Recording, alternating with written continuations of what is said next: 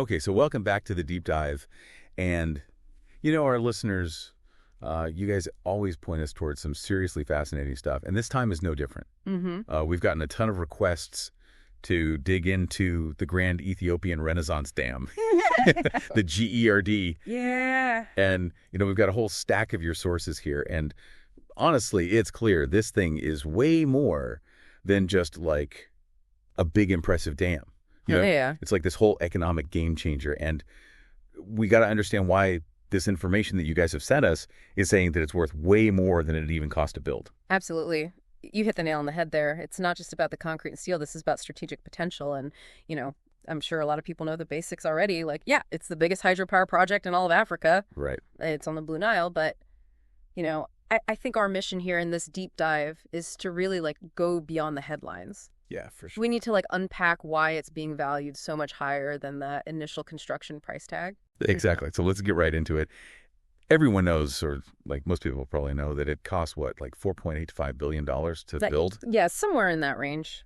But now experts are saying that its total worth is closer to $80 billion, maybe even $100 billion when you consider all of the indirect best tax, yeah. So what's driving that massive difference? Well, you have to think about the strategic advantage that the GERD brings to Ethiopia and to the region.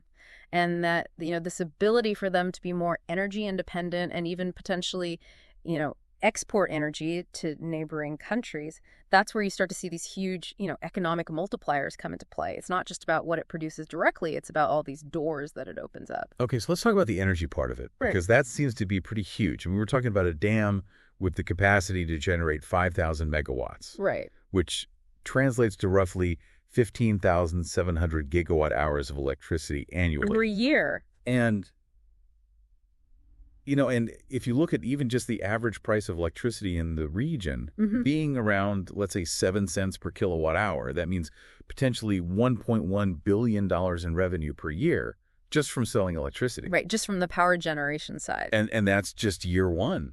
Right. I mean, if you project that out over, let's say, 50 years, we're talking about $55 billion in revenue. Easy. And beyond the raw numbers, think about the impact this can have on Ethiopia's own development, their industries, their businesses, people's homes. Yeah. Electrification can be a game changer for their economy as a whole. And then you add in this possibility of becoming a major energy exporter, bringing in foreign currency. Yeah. It really strengthens their position in the region. Okay, so energy is a big part of it, but we also got to talk about the water, because this dam holds a crazy amount of water. We're talking 74 billion cubic meters. That's a lot of water. Yeah. So how does that water, beyond just spinning turbines, translate into actual economic value? Well, think of it this way. That reservoir is like a giant insurance policy for Ethiopia's agriculture, right? With reliable irrigation, they can massively increase crop production. I mean, some of these sources suggest that we could see, billions of dollars added to their GDP each year just from more food production and, having a more stable and sustainable farming sector. That's wild. And then there's this whole other layer that I saw in the sources talking about potential for new industries like fishing and even tourism around the GERD. Yeah, I love that aspect of these kinds of projects. They have these unexpected ripple effects that can really benefit local communities. Totally. So a large reservoir like that naturally creates opportunities for, a thriving fishing industry. Yeah. Which, brings food jobs, revenue to the area and the dam itself. Right. It's a remarkable feat of engineering. Totally. It wouldn't be surprising if it became, a major tourist attraction, bringing even more money into the economy.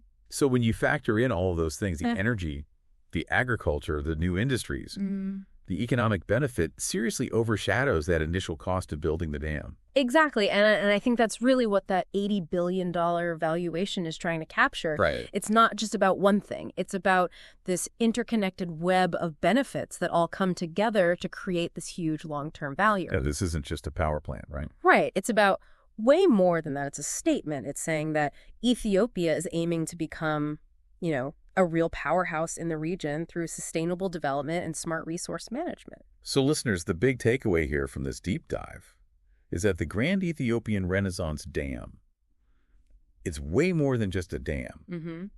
It's this multifaceted asset with the potential to totally reshape Ethiopia's economy.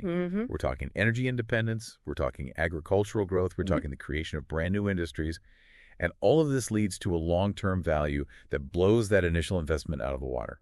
That's a great summary, and it makes me wonder, we've seen just how transformative something like the GERD can be. It really makes you think about what other big infrastructure projects around the world might have this kind of untapped potential, Yeah. Maybe we're underestimating the long-term impacts of certain investments, especially when you think about how energy, water, transportation, they're all connected. Yeah. And they can drive economic development in ways that we might not expect. So that's something to think about. That's a great point. Thanks for joining us for this deep dive. My pleasure. And listeners, we'll catch you next time.